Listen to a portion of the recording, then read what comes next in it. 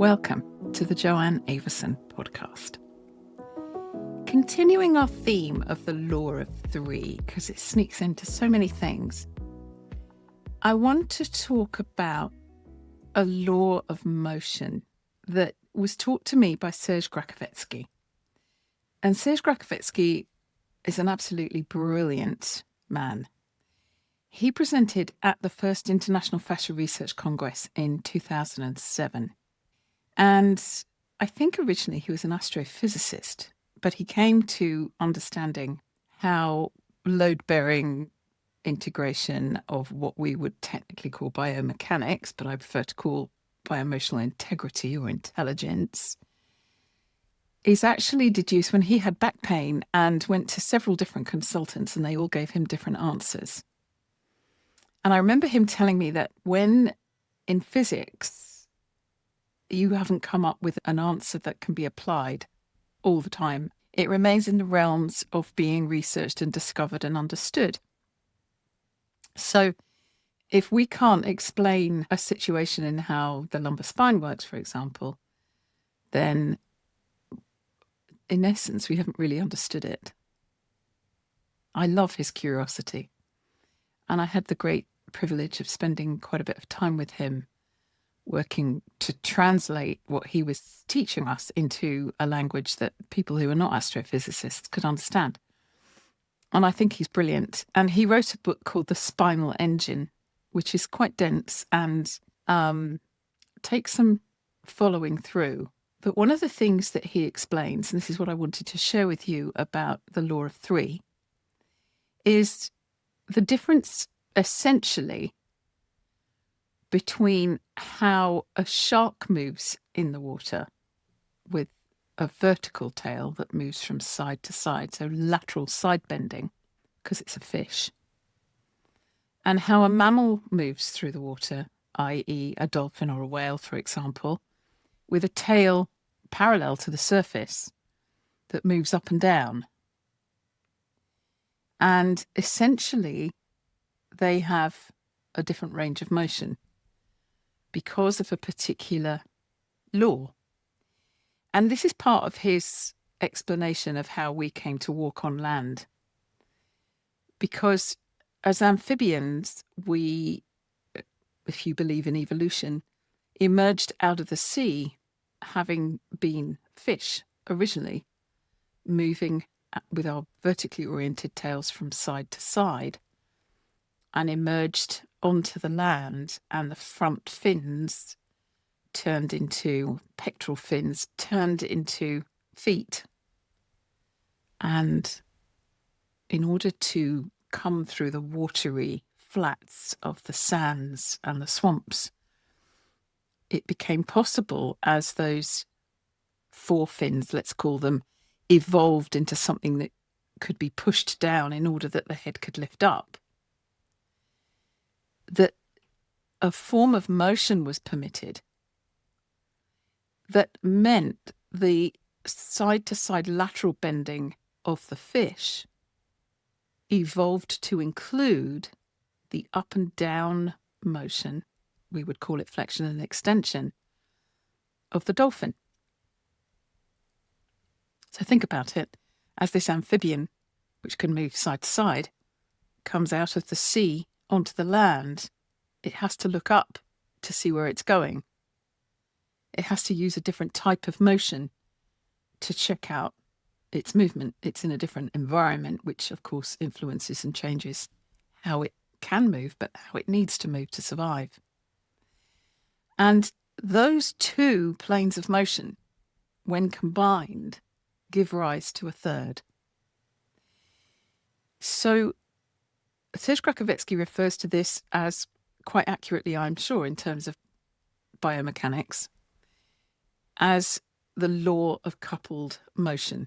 And the law of coupled motion basically states any two planes of motion give rise to the third. So the three planes of motion that we know of sagittal plane, transverse plane, and coronal plane, any two give rise to the third. So I remember saying to my very dear friend and colleague, Karen Kirkness, Dr. Karen Kirkness, it should be called the law of tripled motion because 2 gives rise to 3, which is an archetypal law of geometry and is part of the law of 3. We'll put it together later in how it affects tensegrity and living tensegrity architecture. But for now, simply understand that those 2 planes of motion, whichever 2 they are, give rise to the third automatically. So in other words, and you can try this, if you side bend and lean forward, i.e. lateral flexion and flexion, you will rotate. If you extend and rotate, you will side bend or lateral flexion. You can't not. It's completely natural. Personally, it makes total sense to me because we're round and we're tubular networks, and that's what's true. If you break down tubular motion, effectively it's spiraling. Karen, we nickname her the Queen of Chirality or the Chirality Queen, explains very beautifully how human form, not just human form, but human form definitely, self-organizes embryologically in spirals. And that is what makes us handed. So we have a left hand and a right hand and a left ear and a right ear and so on. And that is called chirality. Literally, chirality means handed.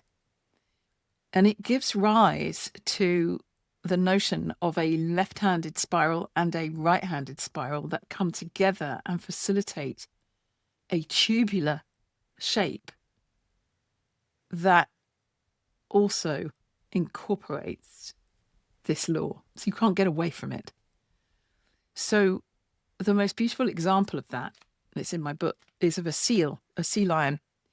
When you see it as a mammal in the water that can also move on land, able to rotate its body and sit up under the water, or on land for that matter, with its tail to one side and its body rotated and look up at you. And I have that photograph in Yoga, Fascia, Anatomy and Movement because it's just so beautiful. It's like the expression of the sum of all of nature's nature. So you have the shark moving from side to side, you have the dolphin moving up and down, and then you have the combination in the sea lion in very obvious terms. I just wish we didn't call it biomechanics because we keep looking to reduce it to mechanical motion and isolated hinges and levers, and there aren't any in the human body. It all needs to be able to move. And because our bones are so brilliant at rotating and counter-rotating through the tubular networks of our limbs and our torso, they have an intelligence to them. And it's the deep orchestration behind myofascial magic in action that we incorporate and facilitate that subtle motion. It's this facilitation of bony organization, because that's such a simple guide, that allows for, at all times, this way of animating what's natural to us. The law of motion, that any 2 planes of motion give rise to the third. But when we get that that's what we're doing and it's incorporated in us, we can respond to things that we don't expect. Why is that so important? Well, I had this discussion with my dear friend Wilbur Kelsick, Dr. Wilbur Kelsick, recently, where he was saying we're designed for dynamic stability. And I love you, Wilbur, and you know I completely disagree with you on lots of things, because we do. But we still love each other. It's just that we're not designed for dynamic stability. To me, that's all about trees. Trees are dynamically stable. They're rooted to the ground.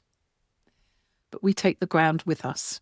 So we're dynamically unstable. We're designed for instability. We're designed to move over the terrain and kind of take the ground with us and adapt very, very quickly. And our bodies are designed to do that. Adaptation. So when we stumble, if we allow ourselves all range of motion, the body knows exactly what to do to recover, to roll, to bounce, to spring in and out of trouble. And if something unexpected happens, like we trip over a tree root when we're out walking in the forest, the body can right itself. It has ways of doing that. Not always, but we see the ability in a cat, and we readily watch it almost enviously as if we can't do that. We sort of can sometimes. And I think it's possible that we overtrain in flexion and extension or in single planes, and we train our bodies out of their natural power sometimes just because we don't know this.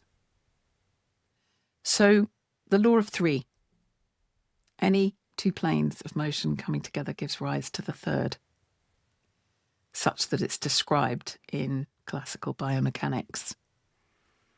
And